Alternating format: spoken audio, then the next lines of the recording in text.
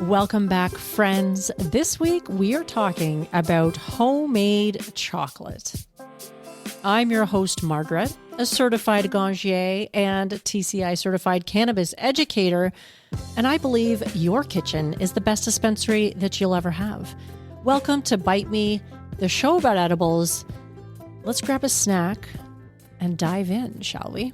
All right. I am really glad that you're here. And if you're joining me for the very first time, welcome. What better episode to land on than an episode of how you too can make homemade chocolate.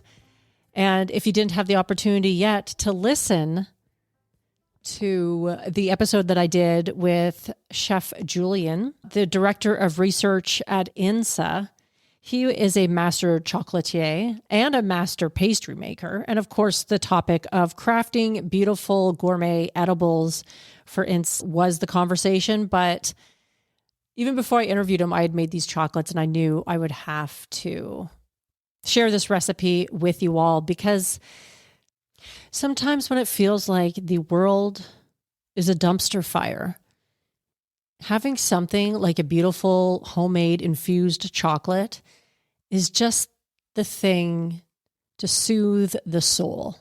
Am I right? Has anybody else been feeling existential dread lately, or is it just me?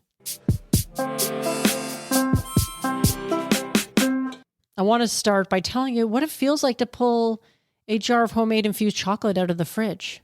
I made this batch not that long ago. I stood at the fridge and I took one out of the jar and I held it for a second. I knew exactly what was in it. I know the cacao powder that I used, the maple syrup, and just exactly how much infused cacao butter went into each piece. I didn't guess. There was no fucking around and finding out. Just the chocolate that I made. I popped it into my mouth and I just let it sit there and dissolve, and it's so good. And here's the thing that a lot of people don't realize is that cacao butter is a fat. Cannabis is fat soluble. That's the whole reason that it works so well. They pair together so beautifully. So we're going to get into the how and why, but I want you to hold on to that idea because it comes up again when we're going to talk about dosing. But by the end of this episode, you're going to know what cacao butter actually is, why it's different from any other fat that you've used for infusions, how to infuse it, and how to turn it into real chocolate with only 3 ingredients. Well, actually, technically 4. And how to figure out how much you're eating in each piece. Does that sound like a good way to spend the next 15, 20 minutes? Great. Buckle up, friends. What is cacao butter? So let's start right from the very beginning, because this is the ingredient that makes this whole thing possible. So cacao butter is the edible fat that's been extracted from cacao beans. That's it. So despite the name, there's actually no dairy in it, which makes it completely vegan. So the word butter is kind of a misnomer. It's just describing the texture, not the source. I wouldn't even say that butter is a great word, like a good descriptor either, because it's harder than, maybe butter that's been in the fridge and not in the butter dish. It is usually sold in a block and it's kind of a pale and waxy looking, but it smells amazing. You'll know it by the smell, because it's like white chocolate and cocoa all at once. And when you melt it, it becomes a beautiful golden liquid. This is the reason homemade chocolate tastes like chocolate instead of coconut oil with cacao powder stirred into it. Now you're going to see 2 words used a lot in chocolate making, cacao and cocoa. They actually come from the same plant, and the difference is the processing. So cacao is the minimally processed version, cold pressed, lower temperatures, more bitter, higher antioxidants. Cocoa has been roasted at higher temps, is a little sweeter, and it's a little less nutritionally dense. And for this recipe, you can use either. It comes down to taste preference. I use cacao powder, and I love the result. And if you want to go the raw route with cacao, that works as well, cacao powder. I know that it gets really confusing in a way because the spelling of these 2 words is also like ridiculously close.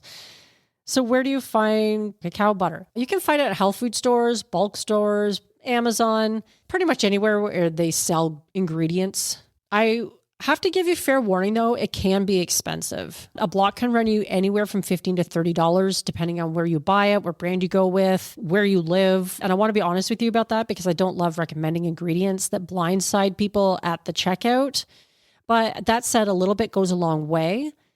And the end product is so far above anything that you would buy that it's absolutely worth it. Of course, we're always talking about how our kitchens are the best dispensary that we'll ever have.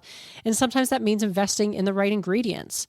Now, I will also give a fair warning that the cacao butter that I worked with for this recipe was gifted to me. So I didn't actually have to go out and buy it. Now, I had at one point, because I did previously to that, use up the last of my cacao butter that I had on hand for something else that I was making with it. But my daughter had a big jar that she wasn't using, so she gifted it to me.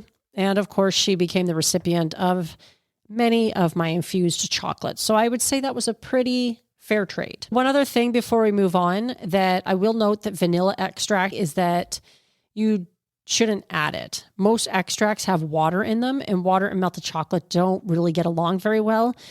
And the second water hits your chocolate mixture is going to seize, and it goes from a liquid to a gluey, grainy mess, and there's no coming back from that. So if you want to add flavor, use food grade oils.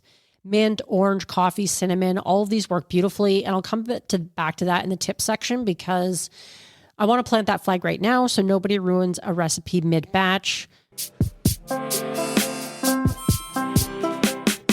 This is the part that turns a food recipe into a Bite Me episode. The infusion happens before the chocolate does. You infuse the cacao first, you strain it, and then it slots right into the recipe where the plain cacao butter would go. It's easy. And you know I love easy on this show.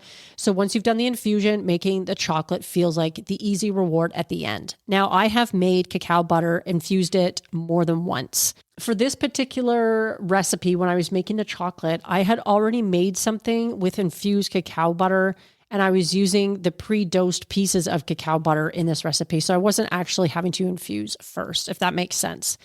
I also infused the batch that I did most recently with a FICO, a full extract cannabis oil. And that also means that you don't have to strain product out after you're done infusing the two together. So that is one advantage of doing that. But I have also infused cacao butter with plant material, with flour. And I've done it. Actually, I think I always did it on the stove because if I recall the Levo, because I have a Levo device, and it recommended not doing the cacao butter in the Levo because of the dispensing system. I think it was a bit too thick. Having said that, could you do it in an Ardent device or a magical butter machine? You probably could, but honestly, doing it in a double broiler or the mason jar stove method, super easy to do. So I would just go that direction. Now, if you're using flour, of course, you know, or a lot of concentrates, you would have to decarb first always. That doesn't change, except if you're using a FICO, then you don't have to decarb first, but nothing changes there regardless of whatever fat that you're infusing. That is the same no matter what. And once that's done, you can set up your double broiler or your heat-safe bowl over a pot of simmering water, or you can do the mason jar in the pot of simmering water. So that's when you put the plant material and the fat into either the top of the double broiler or in your glass mason jar. And I melted it until it was fully liquid. And you keep it low and slow. I'm doing 30 minutes now because I had Vanessa Lavarado on the show a while ago, and she showed us that 30 minutes is the amount of time that you need to extract most of the cannabinoids from your plant material. By all means, if you want to extract for longer, go ahead, but 30 minutes will extract most of the cannabinoids out of your plant material. So this doesn't have to be a big thing, but you do want to be consistent, gentle heat all the way, give it a little stir every so often. So you can stir what's on the double broiler, or I just put on an oven mitt and pick up the glass because it might be warm in the jar and give it a swirl. Drain it through a fine mesh strainer into a clean container. Now, if you are going to be immediately moving to your homemade chocolate, then you don't necessarily have to let it cool because you want it to be warm anyway. It's a great idea to then put it into molds, and then you can calculate how much each piece of that cacao butter is. It's honestly one of the more satisfying things that I've made in my kitchen in a while, and I've been making edibles for a long time. And one thing I will mention too, that regardless of what method you use to infuse your cacao butter, it does have a pretty strong dominant smell and flavor all on its own. And that works in your favor because it will mask a lot of the cannabis flavor. So cacao butter is pulling double duty as an infusion base and flavor carrier. And that's a really nice thing to know going into it and why you might want to try it out for yourself. Making the actual chocolate. Once you have your infused cacao butter, the chocolate comes together in like 5 minutes of active work. You heard that right, folks. 5 minutes. I mean, who doesn't want homemade chocolate in like 5 minutes? And it's 3 ingredients. This is 3 ingredients. Now, I did say earlier, maybe 4 because you can customize it. And again, I love something that you can customize because you can tailor it for your mood. For your base 3, you need your infused cacao butter, your cocoa powder, and a sweetener. I used maple syrup. And the recipe I adapted this from uses equal part cacao butter and cacao powder by volume. So 1 cup each, and then 1/4 to 1/2 cup of sweetener, depending on how sweet you want it. And I went with 1/4 cup of maple syrup because I wanted something closer to a dark chocolate, and it worked out really well. As someone with a sweet tooth, the 1/4 cup was just fine. I still found it sweet enough. 1/2 cup would probably make it quite sweet. So just bear that in mind. But you may want to experiment on your own, because I will tell you that once you try this once, you'll probably make this again. I know I will be, and it can be fun to experiment with different ratios. So you melt the cacao butter, you whisk in your cacao powder, and then you add your maple syrup, and you whisk until everything is completely smooth and there's no lumps. And then you pour it into your molds. That's it. I'm not oversimplifying it. It's really that easy, that approachable. And after I poured it into the molds, after it was off the heat, I took a really nice flaky sea salt and I did little pinches on each of the molds just to give it that nice touch of saltiness, which is such a lovely classic combination. I put it in the fridge to set for at least 30 minutes. A few things that you should note about the texture is that this chocolate will not have the same snap as like a store-bought bar. And that's because store chocolate has been tempered, which is a specific heating and cooling process that stabilizes the cacao butter crystals and gives you that clean break. And we're not getting into any of this tempering. That's more in the realm of these master chocolatiers who probably have more time, equipment, know-how, skill, patience. Obviously, that can make beautiful chocolate. What you do get instead is a softer, I don't want to say more fudgy bite, because it's still pretty firm. And now maybe that's because I do keep it in my fridge. And so that does firm it up a little bit. But it's completely delicious. I challenge you to find fault with this chocolate. So if you want it a little firmer, I'd say store it in the fridge. It's better that way.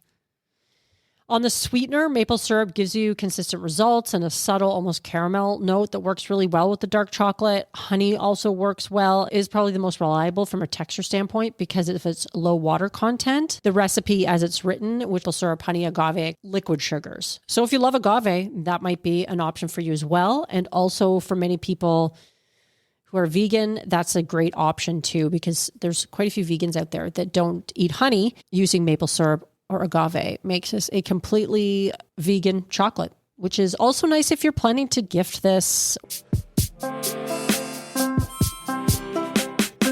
So of course, then we have to talk a little bit about the dosing math. And this is what I think is really underappreciated about making chocolate this way. And because you're building from scratch, we know every gram of every ingredient, and that means you can calculate your dosing precisely. We like precision. I heard from a friend not that long ago who made a weed pudding and got themselves accidentally very high.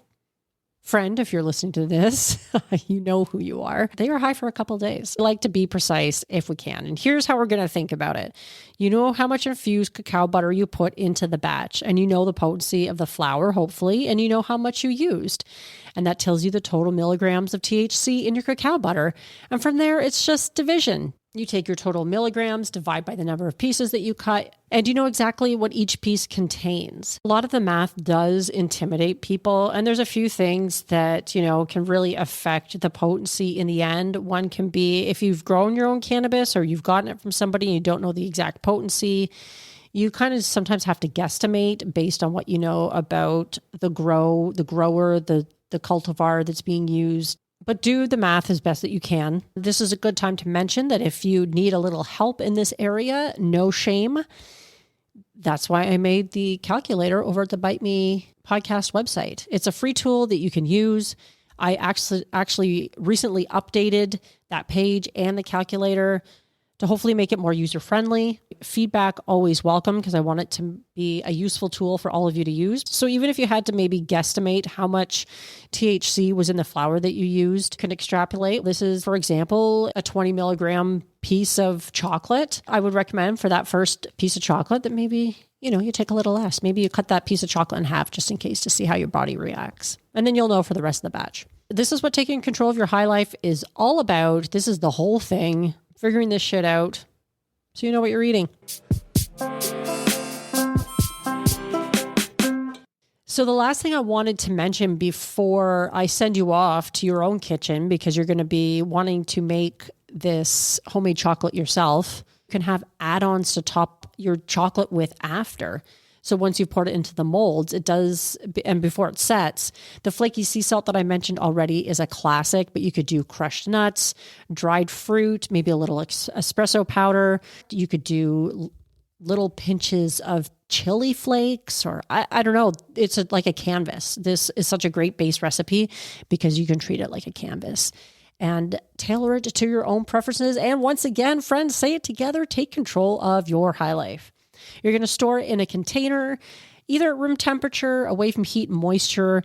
This probably is not going to hold up well in hot weather in your pocket, so bear that in mind. I keep mine in the fridge because I prefer that firmer texture, and I like the coolness on my tongue when I first pop it into my mouth. And of course, don't forget to label. Always label, even if it's in the fridge. And after the incident that we had with my father, I know something like chocolate might be a little too hard for him to stay away from. So of course I did label it, but now it clearly says on the jar, on the label, contains weed. And he knows that term. I use the term weed all the time and he understands that. You just learned how to make real chocolate from scratch. 3 ingredients, one of which you infuse yourself, at a dose you can calculate down to the milligram, and with add-ons and extras that make it your chocolate. And that's not something you can buy at a dispensary. That's not something you find in the shelf in a wrapper with a vague label on it and a price tag that makes you go, oh, or wince. That's yours. You made it in your kitchen with your hands exactly the way you want it. We are here to empower people to the edibles revolution. Your kitchen is the best dispensary that you'll ever have, and now you can make chocolate. I have covered chocolate before, an even easier chocolate recipe, if you can believe it, and I will share that in the show notes as well. So with that, my friends, I hope I have inspired you to get into your kitchen, to try something different, to do something for yourself. And if you know somebody that also would love to make chocolate, share it with them. Get out your phone right now. Until next time, my dear friends, I am your host, Margaret. Stay curious and stay high.